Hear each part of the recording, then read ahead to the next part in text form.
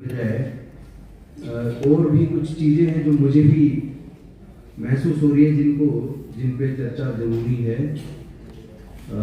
उसमें से एक तो ये है कि हम लोगों ने एक सर्वे करवाया था कि देश के अंदर जितने ब्यूरोक्रेट्स हैं, जितने सीनियर डॉक्टर्स हैं, जितने सीनियर इंजीनियर्स हैं, सीनियर जजेस हैं, चाहे वो हाई कोर्ट के हों, सुप्रीम कोर्ट के हों, डिस्ट्रिक्ट कोर्ट के हों, वो सरकारी स्कूलों से पढ़े हैं या प्राइवेट से पढ़े हैं।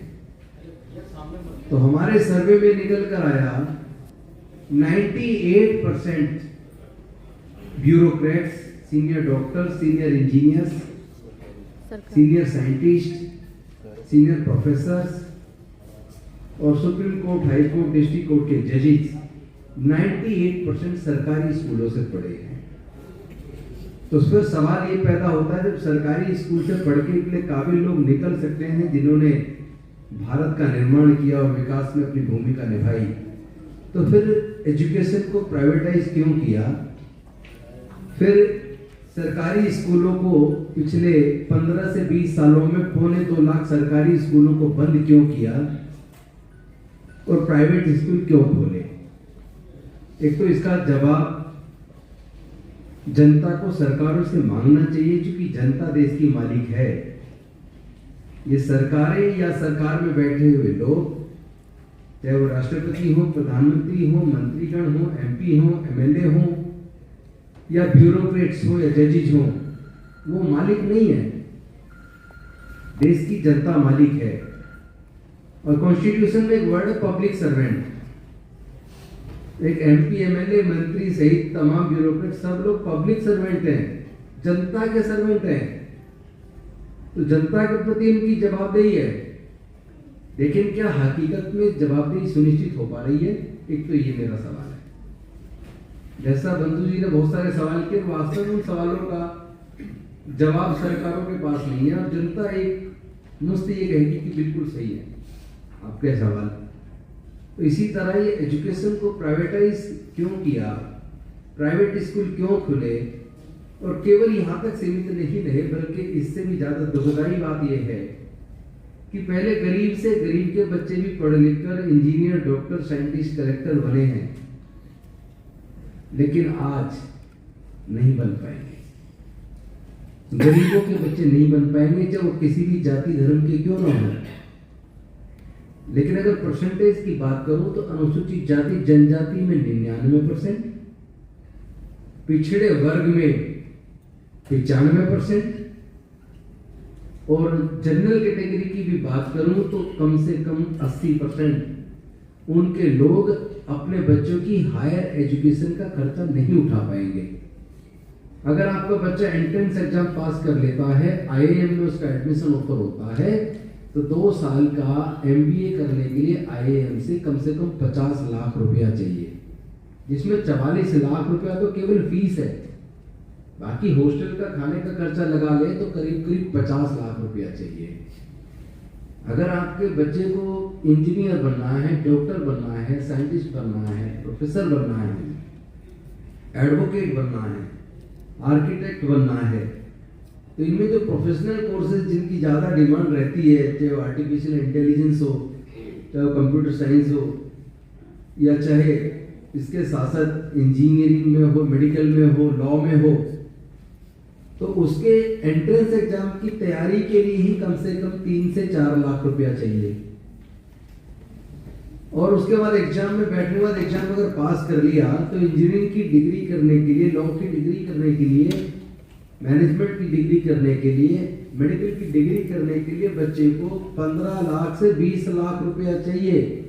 नौकरी की बात नहीं कर रहा हूँ, नौकरी मिलने की, केवल डिग्री कंप्लीट करने के लिए 15 लाख से 20 लाख रुपए का बीच चाहिए। मैं पूछना चाहता हूँ, क्या अनुसूचित जाति जनजाति में 99% लोग 15 से 20 लाख रुपए का खर्चा उठा पाएंगे? यानी अनुसूचित जाति जनजाति के 99% लोगों से हायर एजुकेशन छिन गया है। माइनॉरिटी के लोगों से अगर उनकी बात करें तो उनमें भी 98% लोगों से एजुकेशन छिन गया है। पिछड़े वर्गों की अगर बात करूं तो उनमें से भी 95% से हायर एजुकेशन छिन गया है। और अगर जनरल कैटेगरी की भी बात करूं तो उनमें भी 80% लोग हायर एजुकेशन का अपने बच्चों का खर्चा नहीं उठा पाएंगे, उनसे भी एजुकेशन छिन गया है। आज पूरे देश का अगर आप सर्वे कर लीजिए, किसी भी राज्य सरकार का कर लीजिए, केंद्र सरकार का कर लीजिए, 50% से ज्यादा वैकेंसीज खाली है और ऊपर से ठेके पे भर्ती हो रही है और ठेकेदार उसका पीएफ इन और ईएसआई जमा नहीं करता, उसकी तनख्वाह में से भी वो 40% खा जाता है। और इन सरकारों के रहते ये सब हो रहा है। तो हो क्यों रहा है? इसके बड़े मुख्य रूप से मैं 2 कारण देखता हूं और वो 2 कारण बता के मैं अपनी बात समाप्त करूंगा और उसका जवाब के लिए आपके सामने मैं प्रश्न छोड़ता हूं कि उसका जवाब कैसे खोजना है। इसमें हम सिविल सोसाइटी के लोग अलग से डिस्कस करके उसके जवाब खोज के और उसके समाधान के लिए हम ऑलरेडी हमारी टीम, कोऑर्डिनेशन टीम बनी है बहुत सारे संगठनों की जो उस पर काम कर रही है, उसके लिए मैं यहाँ चर्चा नहीं करूंगा। 2 कारण मुख्य रूप से हैं। पहला कारण यह है कि हमारे संविधान को लगभग सरकारों ने खुद खत्म कर दिया है। वो सांसद, विधायक, मंत्री, मुख्यमंत्री, प्रधानमंत्री और राष्ट्रपति बनते वक्त वो संविधान की शपथ लेते हैं।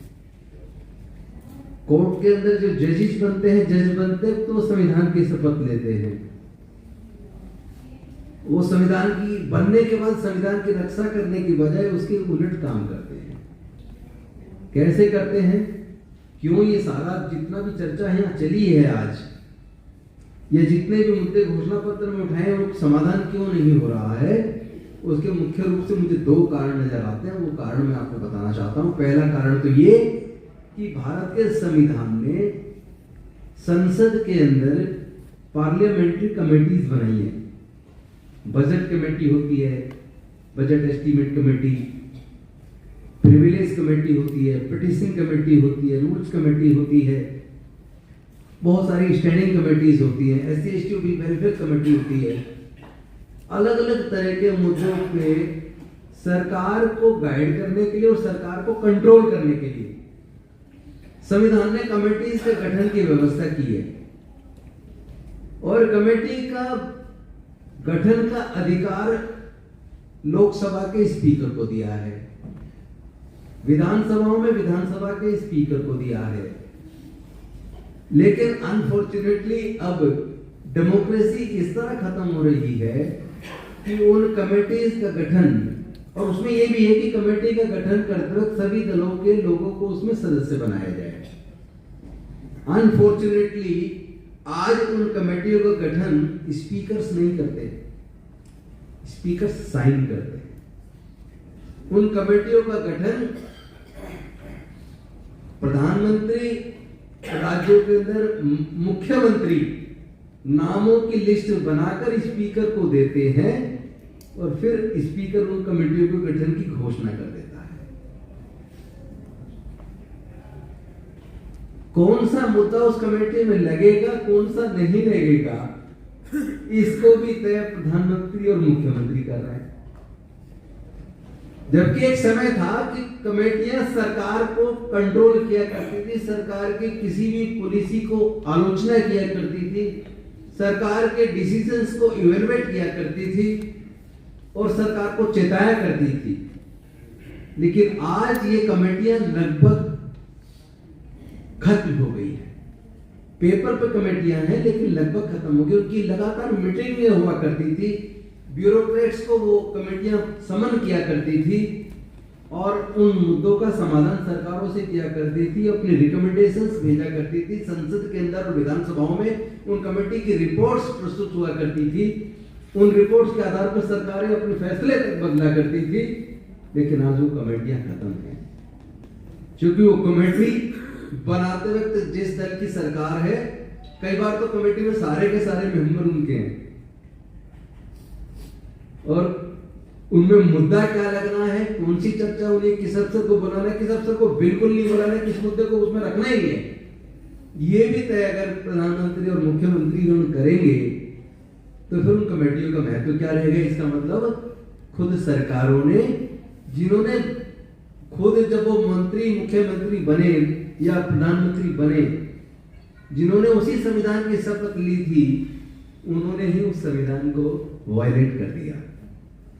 तो एक तो ये कारण है जिसकी वजह से डेमोक्रेसी लगभग खत्म हो गई है और आपके मुद्दे वहां चर्चा में आते नहीं हैं।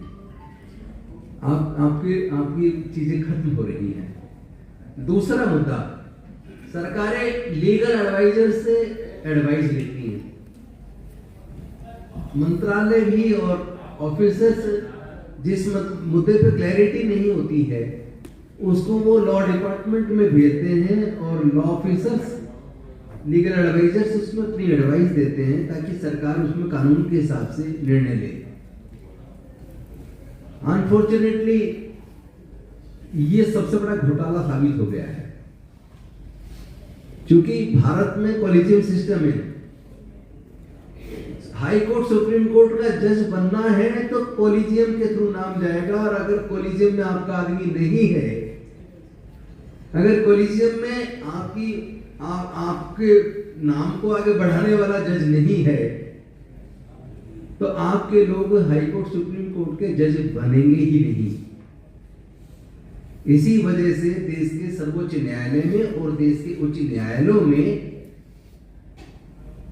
SC, ST, OBC, माइनॉरिटीज के प्रतिनिधि जजेज नहीं है। और जब आपके प्रतिनिधि नहीं है तो आपके मुद्दे वहां, आजकल जजमेंट्स पढ़ के कई बार लगता है जैसे जजेस ने जुडिशियस माइंड ही अप्लाई नहीं किया है, भावनाओं के ऊपर आधारित जजमेंट आने लगे हैं। तो क्योंकि जब लोग सरकार से परेशान हो जाते हैं, सरकार के निर्णयों से परेशान हो जाते हैं, तो लोग कोर्ट का रुख करते हैं, उम्मीद करते हैं कोर्ट से न्याय मिलेगा। लेकिन अगर कोर्ट के अंदर भी कानून के हिसाब से जजमेंट आने की बजाय वहां भी पक्षपात वाले निर्णय पढ़ने से पता लगता है, मैं किसी पे आरोप नहीं लगा रहा हूं किसी जज पे, लेकिन जजमेंट को एक वकील होने के नाते जब मैं पढ़ता हूं तो अनेकों बार मुझे उस जजमेंट में जुडिशियस माइंड नजर नहीं आता। हमारे लॉ में एक शब्द है एप्लीकेशन ऑफ माइंड। जैसे किसी को प्रोसिक्यूशन सैंक्शन होने के लिए कंपिटेंट अथॉरिटी के पास जो जांच अधिकारी होता है वो प्रोसिक्यूशन की परमिशन मांगता है कंपिटेंट अथॉरिटी से, और कंपिटेंट अथॉरिटी जब परमिशन देती है तो प्रोसिक्यूशन उसमें शुरू होता है केस में। तो जो डिफेंस लॉयर होते हैं जब वो क्रॉस एग्जामिनेशन करते हैं उस कंपिटेंट अथॉरिटी को कोर्ट में बुलाकर, तो कई बार उनका क्रॉस एग्जामिनेशन में लास्ट में सजेशन होता है कि आपने जो ये परमिशन सैंक्शन की है ये विदाउट एप्लीकेशन ऑफ माइंड की है। ये सजेशन आपको मेरे ख्याल से 100% जो समझदार वकील होंगे वो क्रॉस एग्जामिनेशन करते वक्त वो कंपिटेंट अथॉरिटी से ये सवाल करते हैं। लेकिन मैं जब माननीय सर्वोच्च न्यायालय और उच्च न्यायालय के जजमेंट्स को एक वकील के तौर पर पढ़ता हूं तो कई बार तो मुझे लगता है कि ये जजमेंट जज ने विदाउट एप्लीकेशन ऑफ माइंड किया है, कॉन्स्टिट्यूशन को ताक पे रखकर किया है। हम सुना करते थे कि कोर्ट की आंख पे पट्टी बंधी है, वो कानून पे और विटनेसेस पे, एविडेंस के आधार पे जजमेंट देते हैं। लेकिन अब ऐसा प्रतीत नहीं होता। अब तो आस्था के आधार पर भी कानून चाहे कुछ भी कहता हो, एविडेंस चाहे रिकॉर्ड पे कुछ भी अवेलेबल हो, अब तो आस्था के आधार पे भी जजमेंट होने लगी है।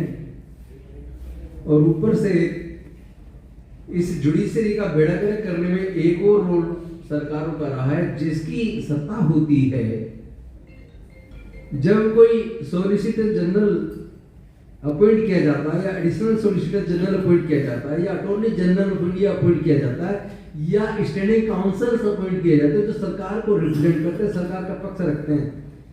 तो आपको जान के ताजुब होगा, आप पूरे इंडिया का रिकॉर्ड उठा के देख लीजिए, अगर मैं झूठ कह रहा हूं तो मुझे आकर पकड़ लीजिएगा। आप मेरा कॉलर पकड़ सकते हैं और कह सकते, मेरे से पूछ सकते हैं कि आपने झूठ क्यों बोला। आप पूरे इंडिया के किसी भी राज्य की सरकार का रिकॉर्ड चेक कर लीजिए और केंद्र सरकार का भी रिकॉर्ड चेक कर लीजिए, जितने भी स्टैंडिंग काउंसिल बने हैं, आज भी हैं प्रेजेंट में, किसी भी स्टेट के अंदर या केंद्र सरकार के अंदर जो अटॉर्नी जनरल या सॉलिसिटर जनरल या एडिशनल सॉलिसिटर जनरल जितने भी बने हैं, अगर आप उनकी जाति देखेंगे तो उसमें आपको दलितों का, आदिवासियों का, पिछड़े वर्ग का प्रतिनिधित्व नहीं मिलेगा, क्योंकि वो अपॉइंटमेंट पूरी तरह पॉलिटिकल होते हैं। जिसकी सरकार होती है वो अपने लोगों को अपॉइंट करती है और वो लोग फिर वहां सरकार का पक्ष रखते हैं। तो फिर इस देश के दलितों, पिछड़ों, आदिवासियों का, वंचित वर्ग के लोगों, गरीब लोगों का पक्ष कौन रखेगा? उनका तो आदमी वहां पहुंचता नहीं है। तो बेसिकली ये 2-3 कारण हैं जिसकी वजह से भारत में डेमोक्रेसी भी लगभग खतरे में है और आम लोगों के अधिकार लगातार छीन रहे हैं, लोगों से शिक्षा लगातार छीन रही है। और हम लोग सिविल सोसाइटी के लोग आपस में मिलकर अपना घोषणा पत्र बना के लोगों को जगाने की कोशिश कर रहे हैं, पर हिम्मत हारने की जरूरत नहीं है। इसीलिए मैं कहता हूँ कि मायूस नायूस शाम से ढलते रहिए, जिंदगी भोर है सूरज से निकलते रहिए, एक ही पाँव पे ठहरोगे तो थक जाओगे, धीरे धीरे ही सही राह पे चलते रहिए। हम अपनी लड़ाई जारी रखेंगे, लड़ेंगे और जीतेंगे। बहुत बहुत धन्यवाद, शुक्रिया, जय भीम।